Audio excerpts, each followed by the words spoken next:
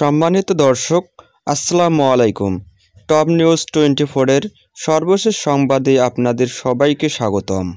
ফিলিস্তিনের গাজা উপত্যকায় ইসরায়েলি আগ্রাসনের প্রতিবাদে বিক্ষোভ প্রতিবাদের ঢেউ উঠেছে গোটা বিশ্বেই। এর সঙ্গে তাল মিলিয়ে বাংলাদেশও প্যালেস্টাইন সলিডারিটি মুভমেন্ট বাংলাদেশ এর ব্যানারে গতকাল এই মার্চ ফর গাজা কর্মসূচির আয়োজন করা হয়। সরোয়ার্দী উদ্যানের মূল মঞ্চে বিকাল ৩টায় পবিত্র কোরআন থেকে তেলাওয়াতের মধ্য দিয়ে শুরু হয় আনুষ্ঠানিক কর্মসূচি।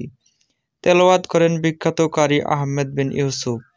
বক্তব্যে আজ সুন্নাহ ফাউন্ডেশনের চেয়ারম্যান শায়েখ আহমদুল্লাহ বলেন, আমাদের মধ্যে বিভিন্ন বিষয়ে চিন্তা ও মতের পার্থক্য থাকতে পারে, কিন্তু স্বাধীন ফিলিস্তিন, সেখানকার মানুষের অধিকার, গাজার মানুষের উপর জুলুম বন্ধের দাবিতে আমরা ধর্ম বর্ণ নির্বিশেষে তাদের সঙ্গে সংহতি প্রকাশ করছি।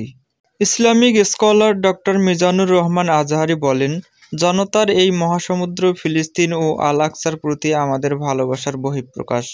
ভৌগোলিকভাবে আমরা তাদের থেকে দূরে থাকলেও আজকের এই বিপুল উপস্থিতি প্রমাণ করে সবার হৃদয়ে বাস করে একটি করে ফিলিস্তিন। এ সময় তিনি free free Palestine, Palestine will be free, ফিলিস্তিন ফিলিস্তিন জিন্দাবাদ জিন্দাবাদ, আমার ভাই শহীদ কেন, জাতিসংঘ জবাব চাই, 1 2 3 4 জেনোসাইড নো মোর বলে স্লোগান দেন। ফিলিস্তিনের স্বাধীনতা ও শান্তি কামনায় বিকাল 4টায় মোনাজাত পরিচালনা করেন অনুষ্ঠানের সভাপতি, জাতীয় মসজিদ বাইতুল মোকাররমের খতিব মুফতি আব্দুল মালিক। মোনাজাতে অংশ নেওয়া মানুষের চোখে ছিল অশ্রু।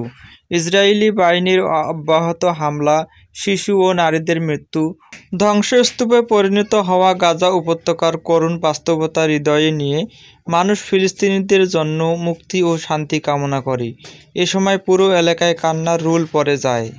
কর্মসূচিতে বিএনপি, জামায়াতে ইসলামী, জাতীয় নাগরিক পার্টি, হেফাজতে ইসলাম সহ বিভিন্ন রাজনৈতিক দলের নেতা, বিভিন্ন সংগঠন, ইসলামিক বক্তা ও বিভিন্ন শ্রেণী পেশার গুরুত্বপূর্ণ ব্যক্তিরা অংশ নিয়েছেন। ঘোষণাপত্র পাঠ করেন আমার দেশ পত্রিকার সম্পাদক মাহমুদুর রহমান।